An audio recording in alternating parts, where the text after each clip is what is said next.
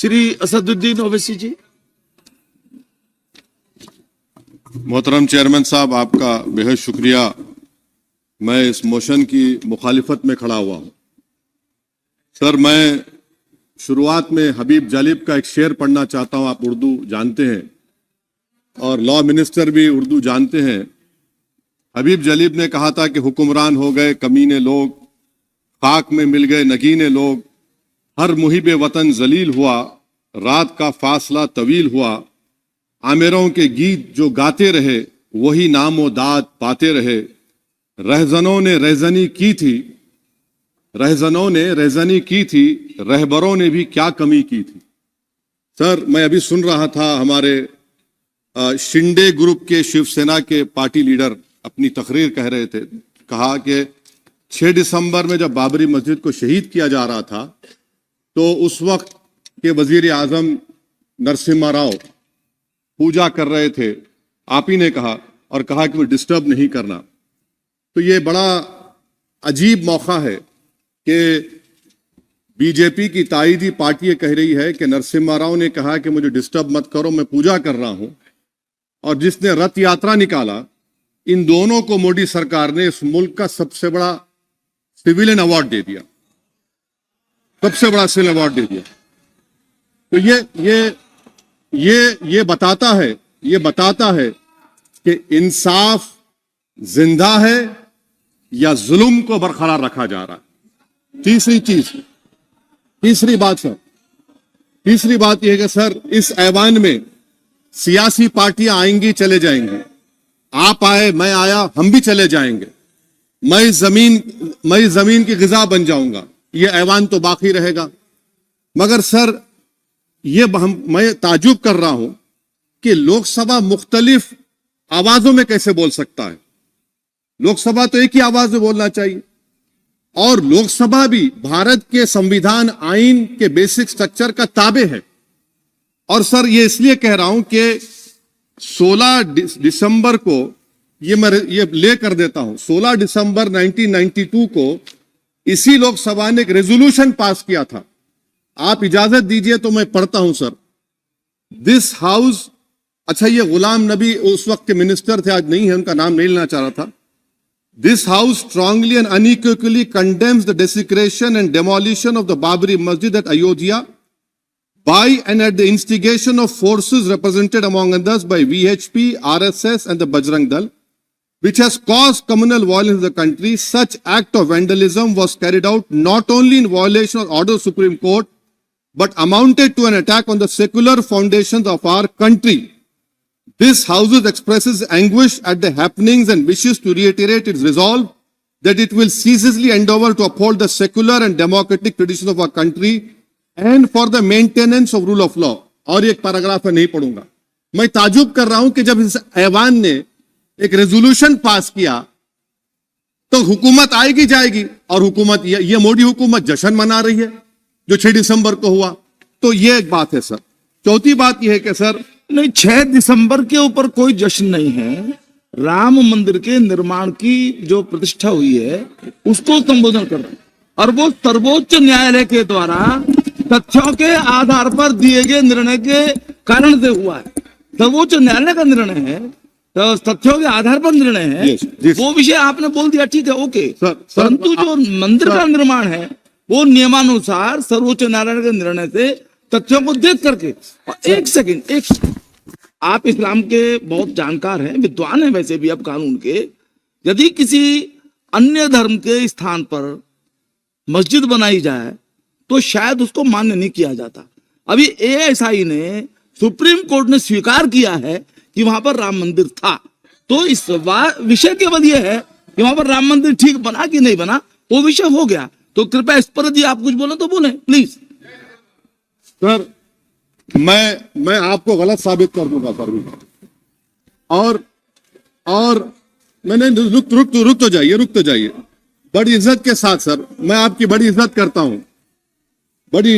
हूं सर। आपको मैं कोट कर रहा हूं सुप्रीम कोर्ट का जजमेंट, पैराग्राफ 1222 रोमन 17, उसमें लिखा गया है, the destruction of the mosque took place in breach of the order status को and the assurance given to this court, the destruction of the mosque and obliteration of Islamic structure was an egregious violation of the rule of law. Egregious का मतलब जो छोटी मोटी अंग्रेजी में आती है वो क्रिमिनल एक्ट कहा।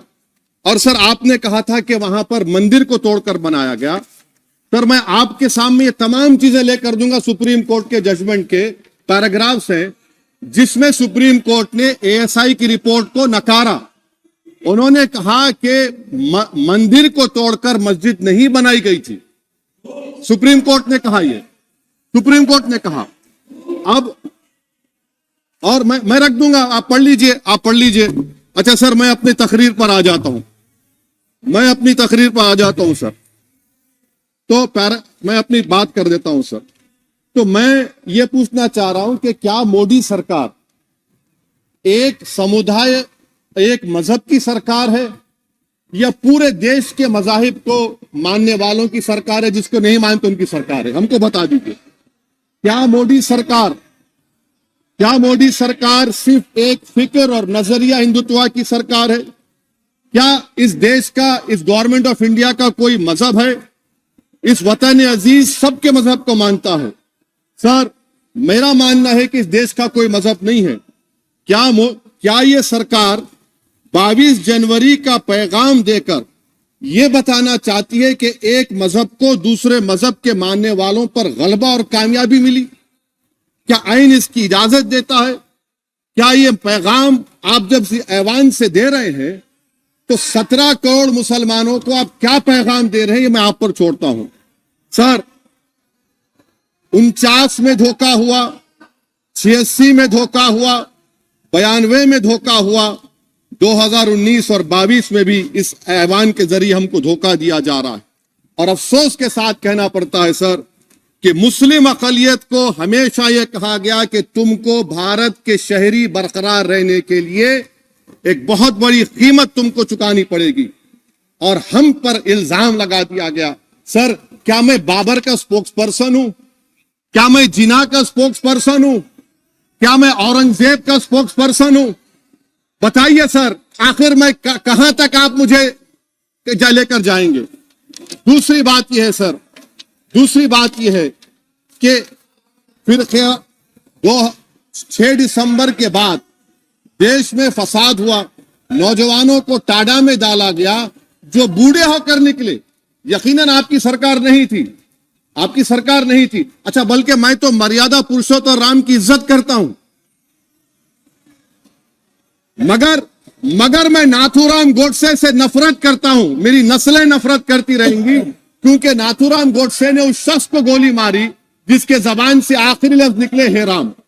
सर छठी बात यह है कि 87 में मलियाना हाशिमपुरा हुआ, 83 में नेल्ली हुआ, 44 में जम्मू में नस्ल कशी हुई, 2022 में हल्दीवानी में कत्ल हुआ। इतने धोखे सबसे बड़े किसको दिए गए? असदुद्दीन ओवैसी को दिए गए।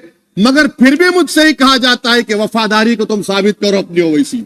सर आज भारत के 17 करोड़ मुसलमान अपने आप को अजनबी और एलिनेट महसूस कर रहे हैं।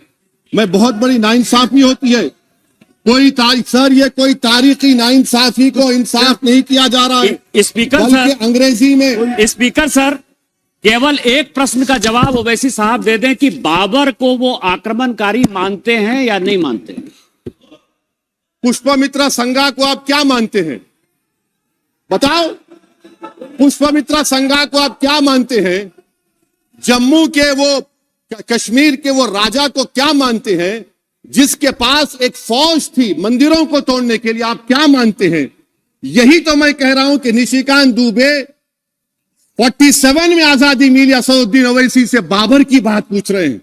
तुम गांधी की बात पूछते, तुम बोस की बात पूछते, तुम जलियांवाला बाग की बात पूछते, तुम काला पानी में जो मुसलमान शहीद हो गए उनकी बात पूछते, मगर बाबर की बात पूछी जाती है। तो सर मैं आपको बता रहा था, खामखा डिस्टर्ब किए सर मुझे, मेरा वक्त ले लिए निशिकांत दुबे। सर मैं आपसे कह रहा था मोदी हुकूमत ये पैगाम दे रही है भारत के मुसलमानों को कि जान बचाना है या इंसाफ चाहते हो। मैं कह रहा हूं मैं भीख नहीं मांगूंगा, मैं इस नंगी तासुब को कबूल नहीं करूंगा। मैं दूसरे दर्जे के शहरी के मौक़िफ़ को कबूल नहीं करूंगा। मैं अपनी शनाख्त को नहीं मिटने दूंगा। अब मैं झूठी और दिल फरेब बातों पर हरगिज भरोसा नहीं करूंगा। मैं वो काम नहीं करूंगा जो बीजेपी और नाम निहाद सेकुलर पार्टियां चाहती है। मैं वो काम करूंगा जो आपको पसंद नहीं है, संविधान के दायरे में रहकर। सर, कंक्लूजन में मैं आपको बताना चाहता हूं कि आज इस देश को किसकी जरूरत है। इस देश को अयोध्या में, तारीख शायद नहीं पढ़ते होंगे, मौलाना अमीर अली कौन थे, पुजारी बाबा रामचरण दास कौन थे, अयोध्या के पुजारी थे। दोनों ने मिलकर अंग्रेजों के खिलाफ जंग लड़ी थी और दोनों ने, अंग्रेजों ने इनको गिरफ्तार किया और एक पेड़ पर मौलाना अमीर अली को और पुजारी रामचरण दास को फांसी दे दी गई। देश को इनकी जरूरत है। देश को शंभू प्रसाद, अचन खां, ये राजा देवी बख्श सिंह के फौज में थे, अंग्रेजों से मुकाबला किया, मुसलमान की लाश को जला दिया गया और शंभू प्रसाद को दफना दिया गया। इस देश को यह जरूरत है। देश को बाबा मोदी की जरूरत नहीं है। आज भारत को अयोध्या के मौलाना अमीर अली और रामचरण दास, अचन खान, शंभू खान की जरूरत है। सर, मैं अभी सुन रहा था ये नाम निहाद सेकुलर पार्टियों के बयानात को। क्या होता है सर, आप, खत्म कर रहा हूं, क्या होता है सर, जब काजी साहब गवाहों को लेकर दुल्हन के पास जाते कि तुमको निकाह कबूल है, तो दुल्हन शर्मा के खामोश बैठ जाती। तो इनकी खामोशी रजामंदी की अलामत है। जी जी। तो सर, मैं खत्म करने से पहले यह बताना चाह रहा हूं कि जब वजीर आजम जवाब देंगे तो क्या वो भारत के 140 करोड़ जनता के लिए जवाब देंगे या फिर सिर्फ हिंदुत्व की फिक्र रखने वालों का जवाब, मैं खत्म कर जवाब देंगे। मैं ये देश, दुनिया, मुसलमान देख रहा है। सर, मैं आपको यह भी बताना चाह रहा हूं, आखिर में कंक्लूड कर रहा हूं सर, 1 मिनट चाहिए, 1 मिनट चाहिए सर। सर, मेरा मानना यह है कि आज मैं बहैसियत एक भारत के गयूर मुसलमान के, let me stand as a tall Indian Muslim and say that the light of Indian democracy today is at its dimmest today, sir. Sir, in conclusion, मेरी फिक्र में, मेरा ईमान मुझे कहता है कि जिस जगह पर मस्जिद थी, है और रहेगी, बाबरी मस्जिद है और रहेगी, बाबरी मस्जिद जिंदाबाद, जिंदाबाद, भारत जिंदाबाद, जय हिंद।